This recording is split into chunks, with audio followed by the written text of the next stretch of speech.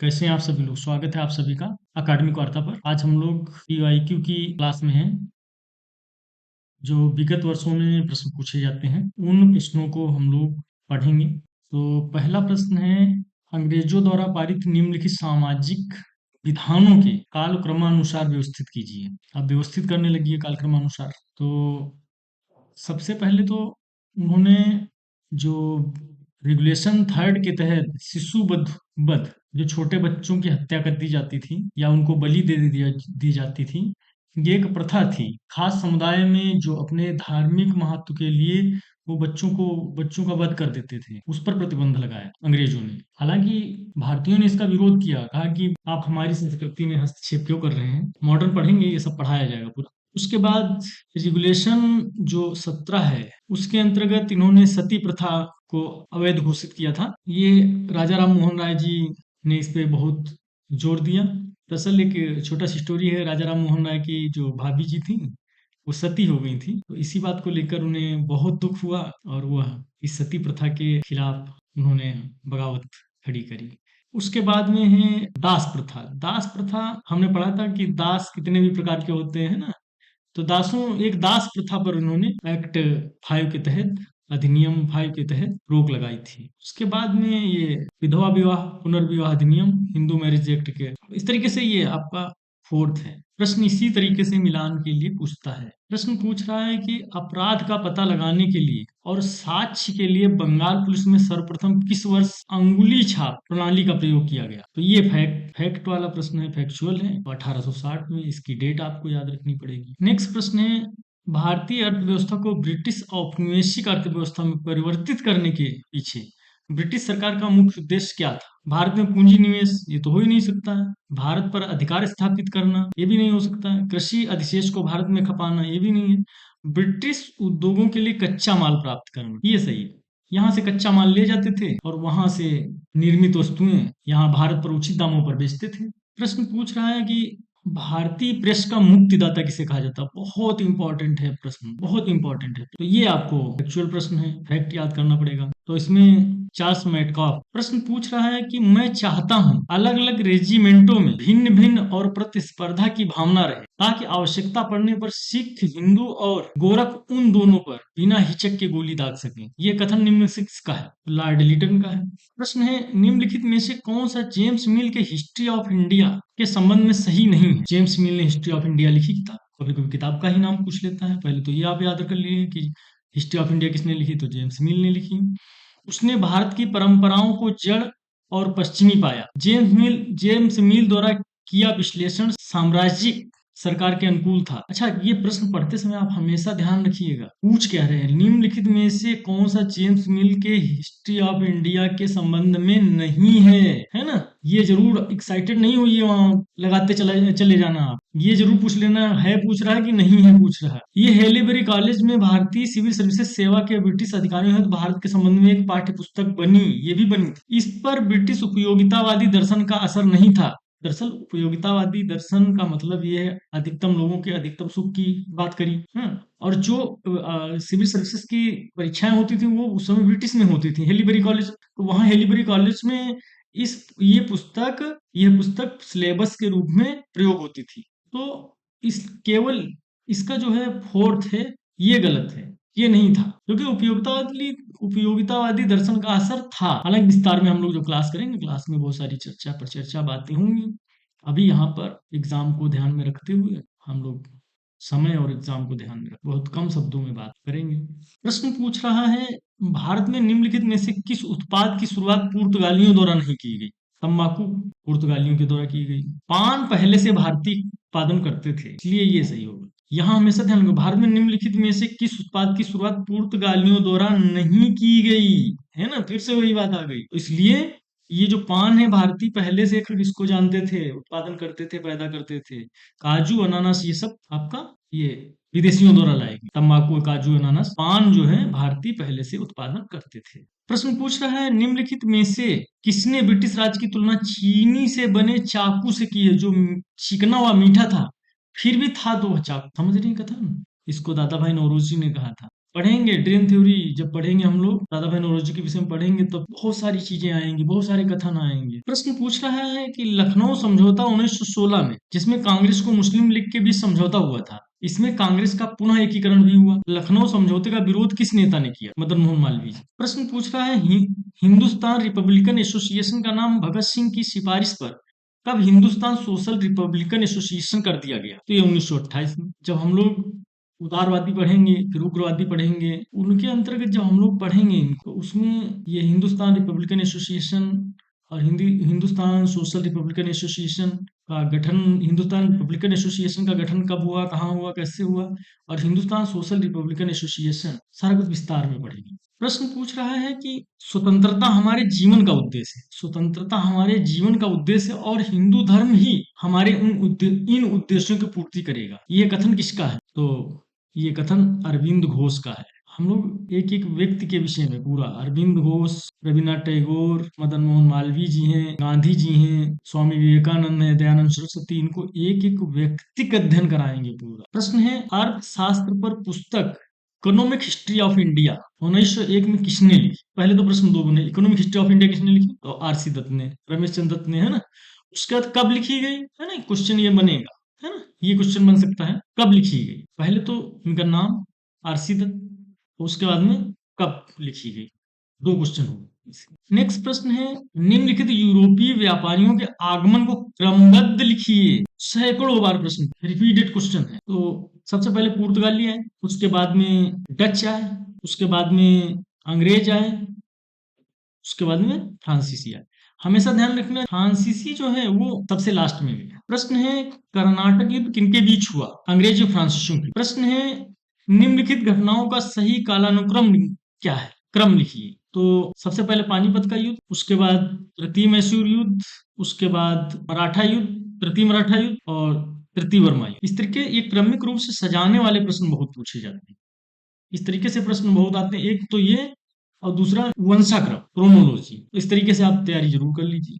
Next प्रश्न है सरकारी अभिलेख के संदर्भ में कंसल्टेंस क्या थे? अब प्रश्न ये जब पढ़ेंगे सर चकरा जा रहा है। बंगाल में ईस्ट इंडिया कंपनी के तमाम किस्म के कारोबार, ईस्ट इंडिया कंपनी के तमाम किस्म के सैन्य अभिलेख, प्रेसिडेंसियों के गवर्नर को उनके सलाहकारों की रिपोर्ट, शिक्षा एवं न्यायपालिका से संबंधित अभिलेख। तो इसका पहला वाला सही है, बंगाल में अंग्रेज ईस्ट इंडिया कंपनी के तमाम किस्म के कारोबार। नेक्स्ट प्रश्न है निम्नलिखित में से निम्नलिखित में से किन क्षेत्रों में 19वीं सदी में व्यवस्थित रूप से राजकीय पहल दिखाई देती है?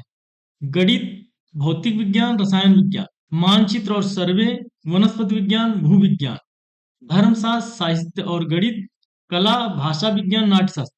तो इसमें इन्होंने मानचित्र और सर्वे, वनस्पति विज्ञान और भूविज्ञान को ठीक से पढ़िए। निम्नलिखित में से किन क्षेत्रों में 19वीं सदी में व्यवस्थित रूप से राजकीय पहल दिखाई देती? प्रश्न है किस व्यवसाय अथवा बंदोबस्त के अधीन भारतीय राज्य विदेश और रक्षा मामलों के अपने अधिकार खो बैठे थे? सहायक संधि प्रणाली के। प्रश्न है किस अधिनियम के अंतर्गत आईसीएस के लिए प्रथम परीक्षा इलाहाबाद में आयोजित की गई थी? पहले ये आईसीएस की परीक्षा जो आज के समय में आईएएस होता है उसी तरीके से होती थी, ये लंदन में होती थी। तो पहली बार इलाहाबाद में आयोजित की गई, तो उसका अधिनियम पूछ रहा है। तो 1919 का भारत सरकार अधिनियम के तहत, याद कर लीजिए, बहुत इंपॉर्टेंट प्रश्न है। नेक्स्ट प्रश्न है किस अधिनियम में सर्वप्रथम अनुसूचित जातियां शब्द प्रयुक्त हुआ? तो 1935 का गवर्नमेंट ऑफ इंडिया एक्ट से संबंधित एक दो प्रश्न आते जरूर है। प्रश्न है प्राचीन स्मारक परीक्षण अधिनियम किस वायसराय के काल में पारित हुआ? लॉर्ड कर्जन के समय में।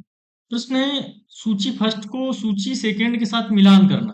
ये 1857 के नेता है, नेतृत्व करता है और क्षेत्र है। तो बख्त खां बरेली का, और मौलवी अहमदुल्ला ये फैजाबाद, कुंवर सिंह जगदीशपुर ये बिहार में पड़ता है ना, और बेगम हजरत महल लखनऊ। अगर आपको एक दो भी आ रहा तब भी आप मिलान कर लेंगे इस तरीके से। प्रश्न पूछ रहा है ये कहा जाता है कि 16वीं और 17वीं शताब्दी के मराठा संतों ने सभी तीनों तत्वों का विकास किया जो लोगों को एक राष्ट्र के रूप में गठन करते हैं। केवल एक तत्व की कमी रह जाती है, इसकी बाद में शिवाजी द्वारा पूर्ति की गई।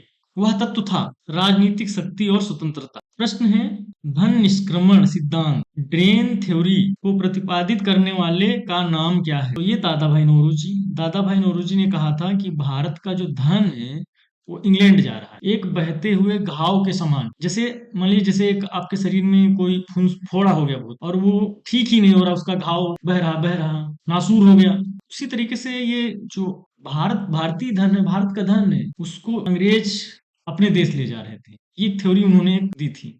प्रश्न है, दस्तक शब्द का अर्थ है विद्रोह, शुल्क मुक्त व्यापार, बंदरगाह, बाजार। तो ये शुल्क मुक्त व्यापार इसका अर्थ है। प्रश्न है, भारत की सार्वजनिक सेवाओं में धर्म, जाति, रंग के आधार पर कोई भेदभाव नहीं किया जाएगा, यह ब्रिटिश संसद में पहली बार कब घोषित किया गया? 1833 में।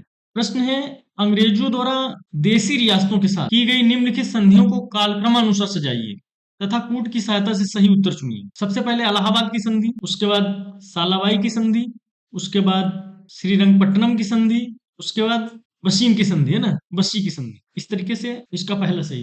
प्रश्न पूछ रहा है, किस संवैधानिक सुधार द्वारा प्रांतीय स्तर पर द्वैध शासन की शुरुआत हुई? मॉन्टेस्क्यू चेम्सफोर्ड सुधार 1919 के तहत। प्रश्न पूछ रहा है, भारत में व्यापारिक कंपनियों के आगमन को क्रमानुसार व्यवस्थित कीजिए। अभी ये रिपीटेड क्वेश्चन हो गया, हम लोग देख चुके हैं इसको। सबसे पहले पुर्तगाली आए, फिर डच आए, फिर ब्रिटिश आए, फिर फ्रांसीसी। पूछा जाता है कई बार प्रश्न।